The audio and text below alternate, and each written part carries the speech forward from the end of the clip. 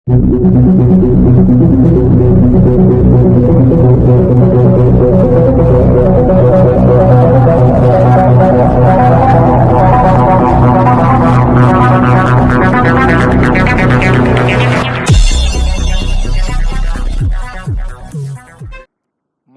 ఉన్న ఆట నైపుణ్యం వెలికి రావాలి, ప్రజల గుర్తింపు జరగాలంటే నైపుణ్యం కలిగిన ఆటగాడితో పోటీ పడాలి అని పెద్దలు చెప్తూ ఉంటారు.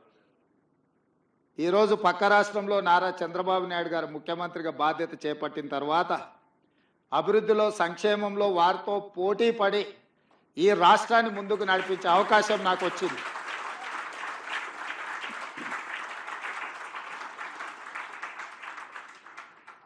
గతంలో 12 గంటలు పనిచేస్తే సరిపోతుంది, అంతకు మించి అవసరం లేదు అనుకునేవాడిని.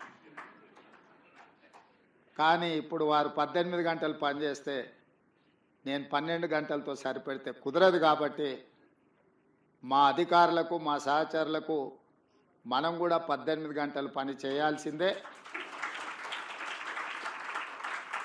అభివృద్ధి విషయంలో, సంక్షేమం విషయంలో పోటీపడి ఈ 2 తెలుగు రాష్ట్రాలు ప్రపంచానికే ఒక రోల్ మోడల్గా నిలబడాలి అని నేను భావిస్తున్నాను. ఆ దిశగా మా ఆలోచన, మా విధానాలు, మా నిర్ణయం ఉంటుంది.